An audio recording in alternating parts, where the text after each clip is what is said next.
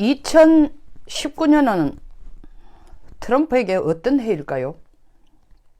아니, 우리나라 대통령도 아니고 미국 대통령에게 2019년이 어떤 의미가 있느냐가 무엇이 그리 중요하나? 아주 중요합니다. 그리고 우리의 국익과도 직접 관계됩니다. 미국 대통령이 결국 세계의 대통령이기도 하지만 우리는 한미동맹을 유지해 나가는 관계에서 미국의 움직임에 의해서 우리의 경제 안보가 그쪽에서 감기 걸리면 우리는 독감이 되거나 암이 됩니다. 그러니까 트럼프가 어떤 생각을 갖고 있고 미국이 어떤 전략을 갖느냐는 건 바로 우리의 생존과 관련되기 때문에 트럼프가 어떤 문제에 당면해 있고 우리한테 뭐 가정으로 비교하면은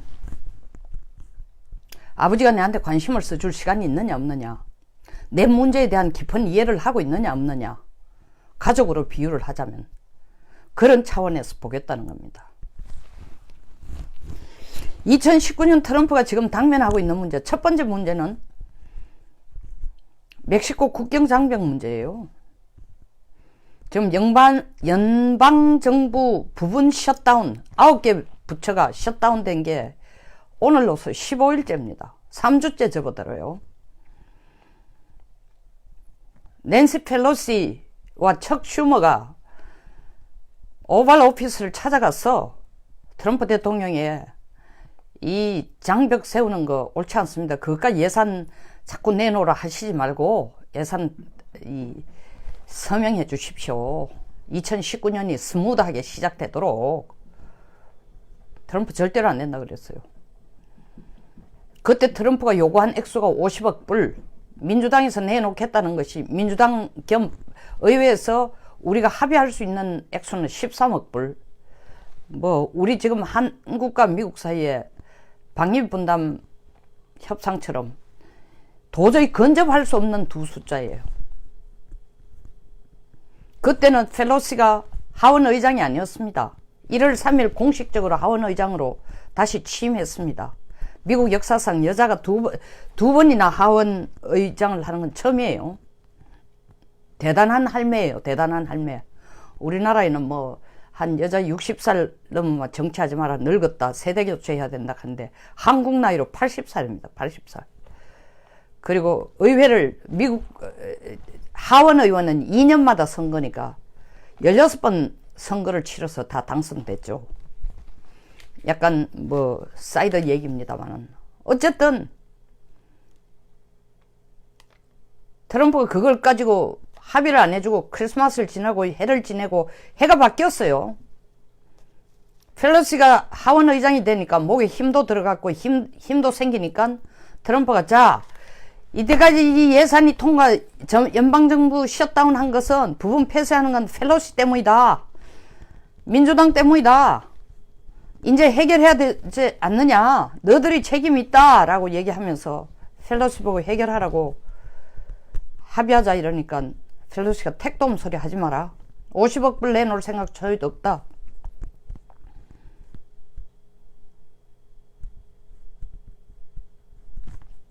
미국 시간, 현지 시간 오늘 아침으로서 트럼프가 다시 펠로시에게 제안했어요. 야, 시멘트로 벽 안 하고 철근으로 할게. 철근으로. 스틸 월 할게. 철근을 하고 끝에 첨탑처럼 삐죽삐죽하게 창처럼 세울게. 예산도 적게 들고 모양도 덜 흉하지 않냐.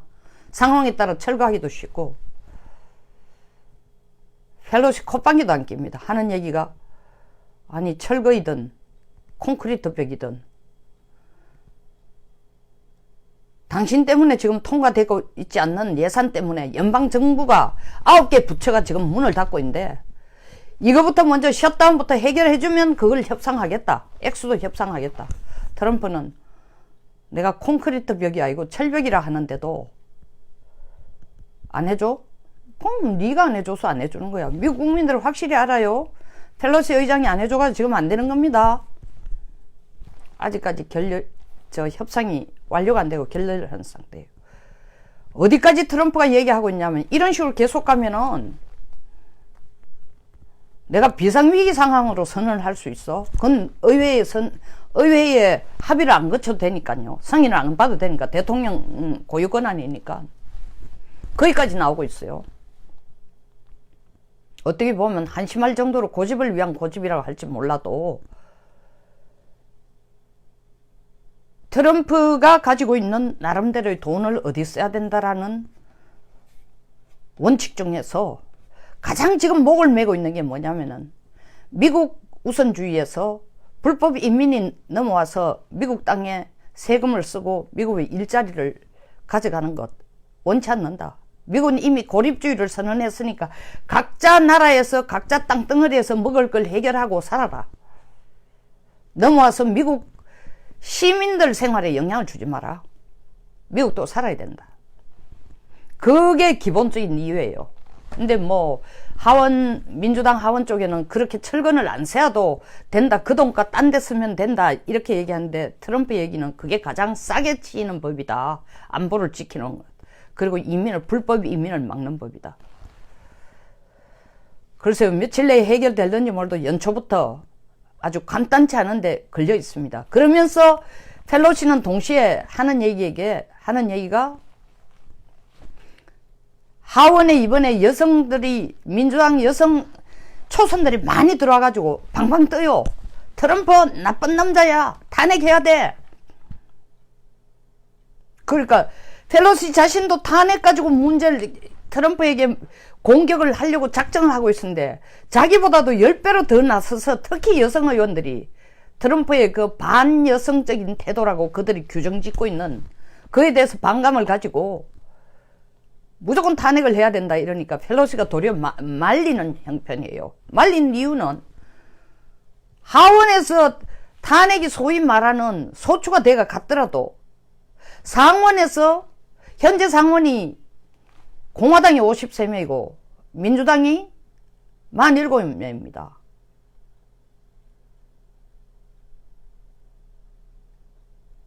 근데 그게 탄핵이 진짜로 인용이 되려면은 탄핵으로 결정이 되려면 3분의 2가 돼야 되니까 67명의 사람이 트럼프를 탄핵하자고 해야 되는데 43명에서 67명 24명을 어디가가 구해와 상원에. 그러니까 상원 가서는 안 되는 거예요. 안 될 경우에 그 후폭풍을 민주당이 다 업어야 되니까 탄핵 문제는 계속 트럼프에게 얼음장만 넣고 실질적으로 행동 들어가기에는 상당히 민주당이 부담을 느끼는 거예요. 그렇지만 탄핵이라는 이슈를 두고 러시아 게이트 문제라든가 뮬러 특검들이 그 특검 역할을 더 강화를 시켜가지고 지금 굉장히 적극적으로 하고 있는 게 탄핵 소추를 하겠다고 하는 것 자체가 2020년 대선을 눈앞에 둔 트럼프로서는 심리적 부담, 엄청나게 긁어치는 장애물이죠. 그러니까 계속 압박을 가하고 있습니다. 플러스 민주당이 하원을 장악하면서 하는 얘기가 트럼프 네가 북한에 속았다. 그렇게 몰랑하게 북쪽이 비핵화 난다. 한 봐라. 시간 지나고 난 뒤에 당신이 1년 동안 북한 김정은하고 얘기 잘해가지고 비핵화했다 이루어 놓았다 그러고 싱가포르 산토시에서 산토시 섬에서 회담 끝나자마자 나오면서 한 얘기가 이제 더 이상 북핵 걱정은 안 해도 돼 라고 얘기했는데 인마들이 북한이 지금 핵탄두 만들고 있는 속도라든가 의지라든가 그리고 만들 수 있는 양을 보면은 이거는 그냥 한 20개 30개 가진 게 아니라 거의 100개 정도를 가질 수 있는 핵강국으로 지금 부상하려고 하고 있는 거다. 당신 시간 낭비하고 농담 따먹게 하고 있는 거 아니야. 당신 인기 유지하기 위해서 이런 식으로 공격을 나오니까 결국 아시아 안심법이라는 걸 만들었어요. 그건 다른 시간에 또 얘기를 하겠습니다만 쉽게 말하면 트럼프가 서명도 했습니다. 북한 핵 문제에 대해서 30일마다 조사를 하고 90일마다 보고를 하고 뭐 그게 제대로 구체화되고 있는가 그리고 어떻게 이게 비핵화되는지 팔로우를 하겠다라는 걸 이제 통과시켰습니다. 제가 볼 때는 거의 북한 핵 문제는 미국의 아시아 안심법이라는 그 범위 카테고리 내에서 매니지먼트, 관리하는 수준으로 나갈 것 같습니다. 때문에 트럼프도 말로는 김정은 자극하지 않기 위해서, 자극이라는 게 목이 빠지도록 2차 미북 정상회담 하자고 하면서 돈을 좀 받든지 제재 해제를 미국으로부터 얻어내고 싶은 김정은이 트럼프를 만나고 싶어 하는데, 그 시간을 안 주면 김정은이 엉뚱한 짓을 할지 모르겠다 라는 생각 때문에 트럼프가 계속 조만간 2차 미북 정상회담을 하겠다, 여기저기 장소도 알아보고 있다라고 얘기하고 있지만 할 생각이 요만큼도 없어. 하고 싶은 마음이 없어. 해야 될 이유도 없어. 해봐야 북한 비핵화할 생각도 없고, 미국이 뭐를 비핵화하지도 않는 북한에게 뭘 줄 의도도 없고 줄 생각도 없는 거예요. 그럼 만날 이유가 없는 거예요. 그것도 이제 민주당이 끌어가는 대로, 뭐 그건 사실 트럼프 자신도 그렇게 열내가지고 김정은 만나고 싶은 생각이 없으니까 도리어 민주당이 트럼프에게 채찍질 하는 것이 울고 싶은데 뺨 때려주는 꼴로 고마울 수도 있죠. 그 다음 트럼프 문제를 보자. 해외 주둔 미군 문제예요. 시리아에 2,000명을 바로 뽑아라 했다가 워싱턴이 난리가 난 거야. 아니 지금 무슨 IS가 해결이 된 것도 아닌데 이렇게 중간에 나온다는 거는 미국을 이때까지 그래도 계속 도와주던 쿠르드 민병대들을 배신하는 꼴밖에 안 된다. 그럼 쿠르드 민병대가 미국으로부터 배신당했다고 그냥 참고 앉았는 게 아니라, 우리 미국이 나오는 순간 쿠르드 민병대를 죽이고 싶어 항상 눈에 불을 쓰고 있던 터키가 또 민병대를 공격을 가하면 또 다른 피바다가 된다. 뿐만 아니라 지금 이 상태에서 나오면 러시아에게 중동을 넘겨주는 꼴과 다 같으니까 그렇게 성급하게 결정하지 마라. 그래서 뭐 당장 작년 12월 19일 날 얘기했죠. 일주일 만에 다 뺄 것 같더니 지금은 IS 문제를 해결을 하면서 그게 완전히 우리가 승리했다는 걸 확인하면서 나오겠다는데, 결국 그 역할을 누가 해주겠습니까? 이스라엘에게 짐을 넘기는 거죠.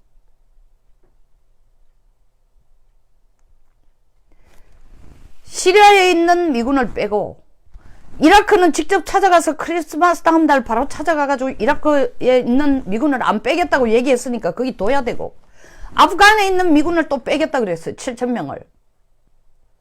사실은 오바마가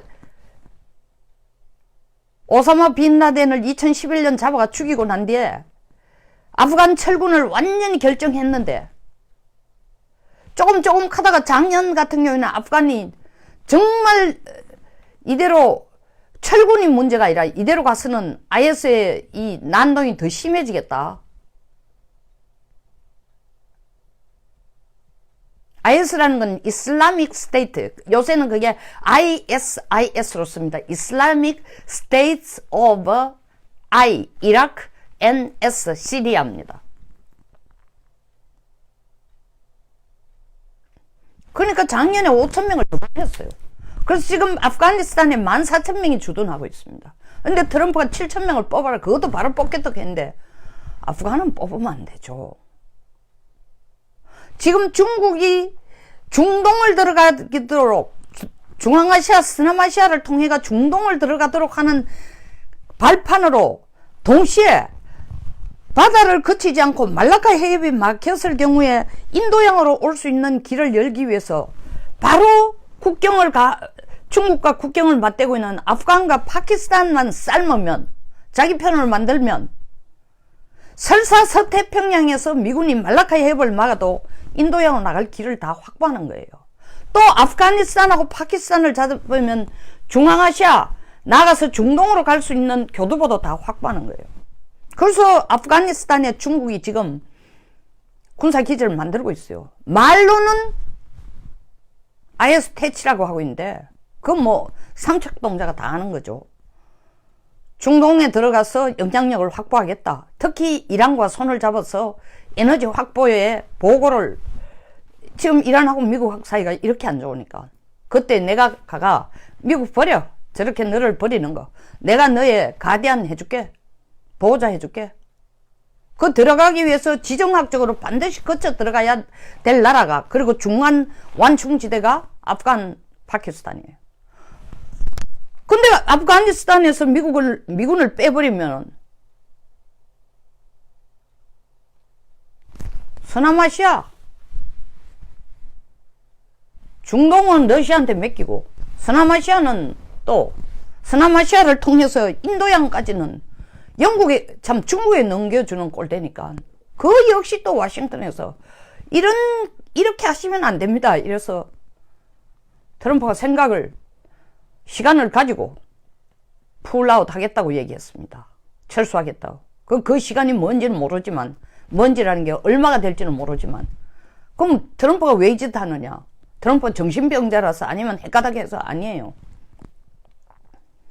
미국은 이제 해외에 자기들의 병력을 두고 자기 국민의 세금을 거기에까지 쓰면서 사실은 중동전쟁, 2001년 9.11 이후에 이라크 전쟁 이후에 들어가가지고 지난 16년 동안 돈 쓴 게 1초 6천억 달러는 거 아닙니까? 1초 6천억 달러. 대한민국의 1년 국가 총생산보다 더 많은 돈을 썼는데 아직도 IS는 대치가 안 되고 있는 거예요. 그러니까 트럼프는 미국 고립주의, 미국 우선주의 했으니까 구태여 밖에 나가서까지 우리 세금을 쓰면서 우리 병사들의 피를 흘리면서 세계 경찰국 될 필요 없다. 오바마도 사실 세계 경찰국 안 하려고 오사마 빈라덴 죽이고 난 뒤에 테러 전쟁은 끝났다 하고 아시아 쪽으로 눈을 돌리자 해서 나온 정책이 Pivot to Asia란 말입니다. 아시아로의 회귀란 말입니다. 근데도 중동에 근본적으로 IS 문제가 해결이 다 안 되니까 미국이 들락날락 하는 거예요. 근데 트럼프는 여기에 돈 쓸 필요가 없다.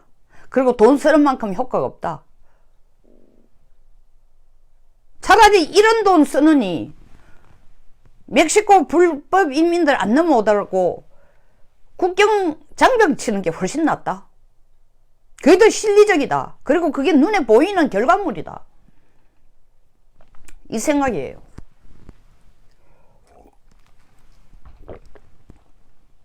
그러니까 꼭 집어서 시리아, 아프가니스탄이 아니라 주한미군도 마찬가지야.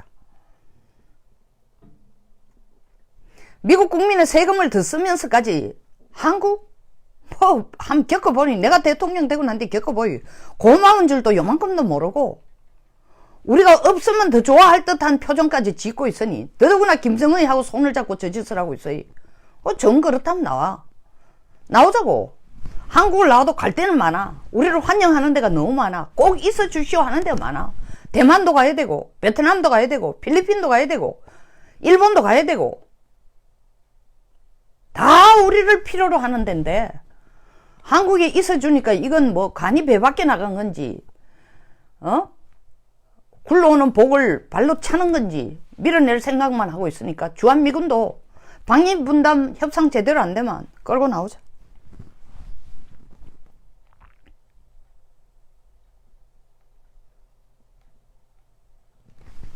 그 다음 트럼프가 또 당면하고 있는 문제가 세계 경제전쟁이라는 연준 의장과 계속 지금 말다툼을 하고 있는 게 지금 조금은 조용해졌습니다. 왜? 연준 의장이 일단 올해 한번 12월 달에, 올해라는 게 작년입니다. 죄송합니다. 12월 달에 기준금리 올리는 걸 제외하고 2019년은 좀 지켜보겠다.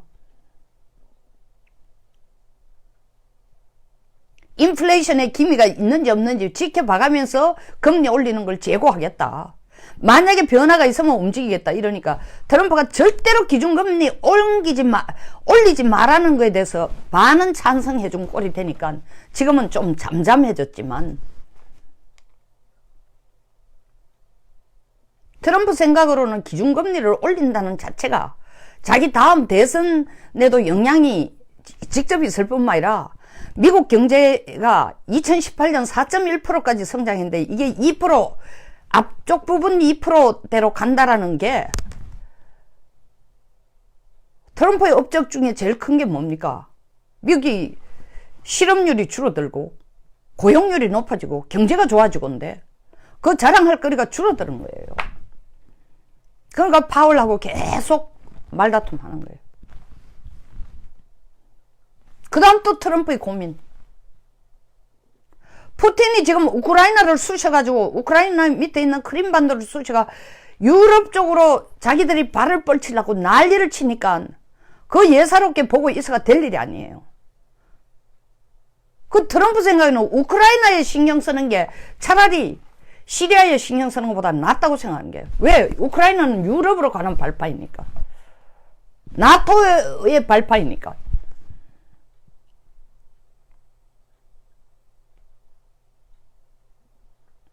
그리고 마지막으로 제일 큰 게 뭡니까? 중국 문제.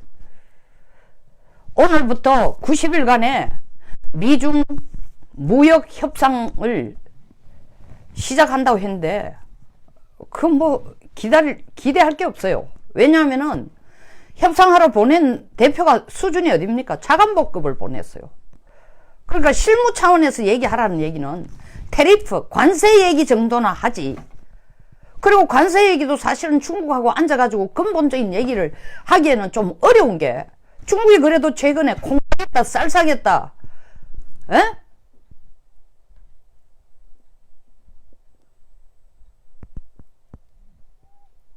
미국이 수출하기를 원하는 걸 다 받아주겠다는 거 아닙니까? 상당 부분 일상생활에 필요한 것들, 전자제품이라든가.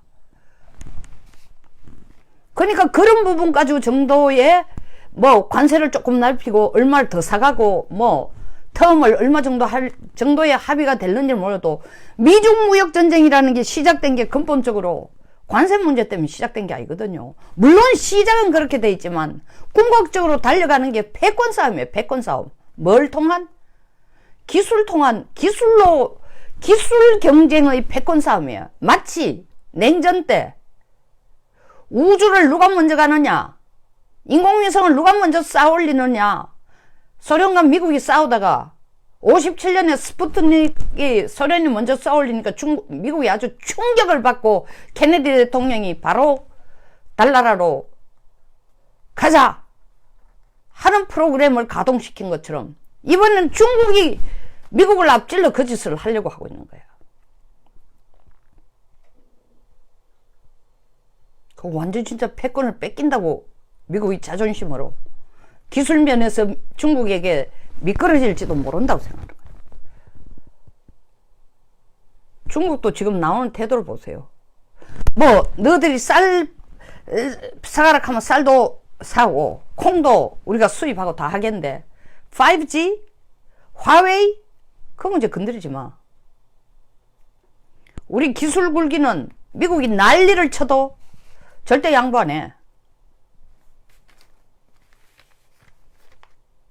중국 아닌 누구도 중국에 대해서 간섭하거나 이래라 저래라 할 수 없어. 컨트롤 할 수 없어. 시진핑이 그 연설을 했어요. 개혁개방 40주년 기념사에서. 그대로 갑니다. 그러니까 미국이 그런 통신장비나 기술이나 우주기술이나 항공기술이나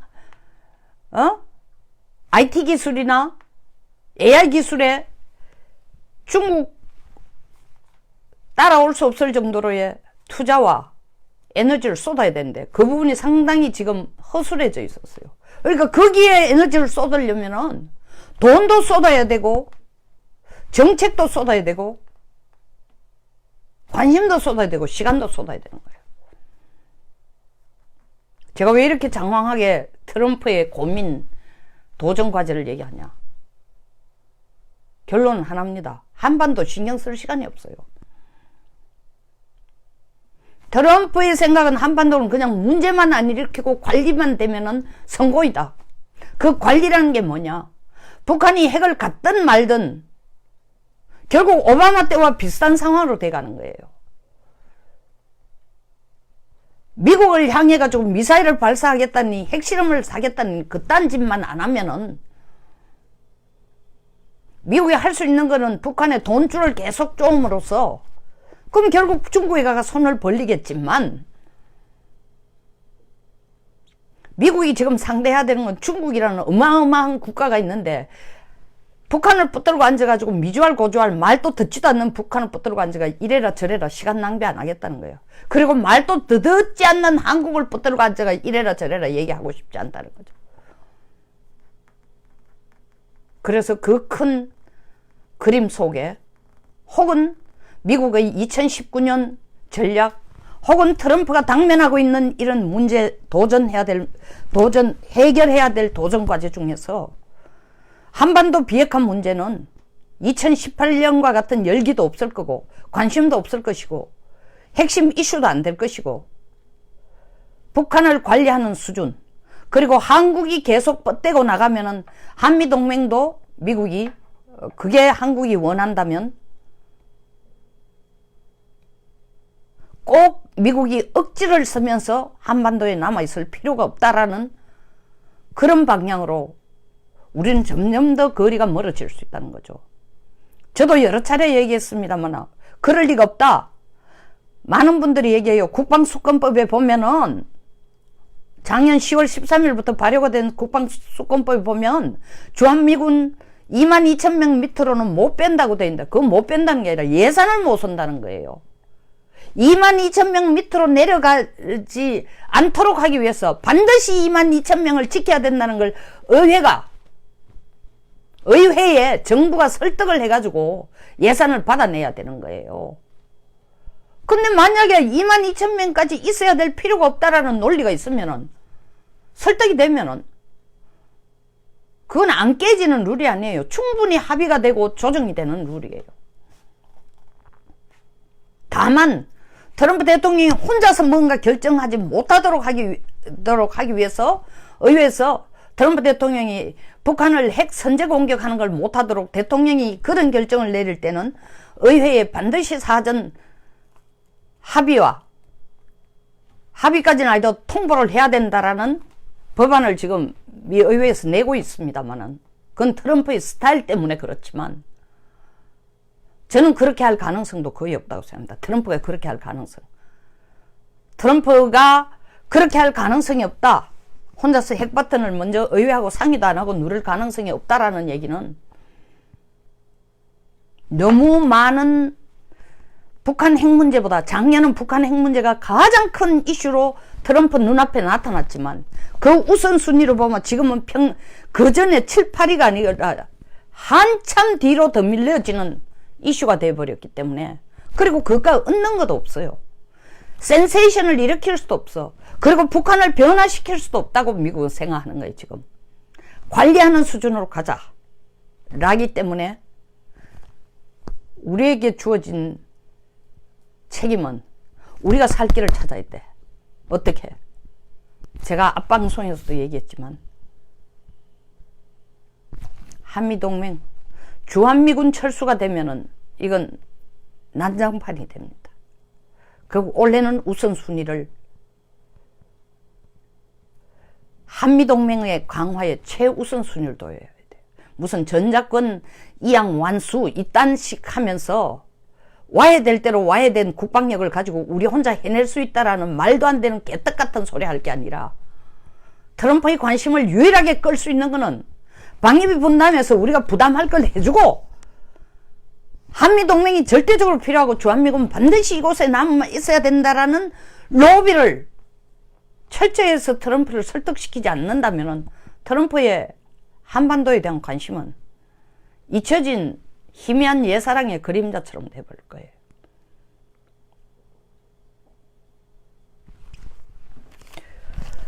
여기서 마치겠습니다. 공감하시면 좋아요와 구독 그리고 공유를 많이 해주십시오. 어떤 분이 심철수님이 들어와서 자꾸 이 화면이 그대로 아니고 자꾸 바뀐다라는데 무슨 뜻인지 모르겠습니다. 혹시 누가 이 기술적인 어드바이스를 주실 분 있으면 글로 좀 써주시면 좋겠네요. 고맙습니다.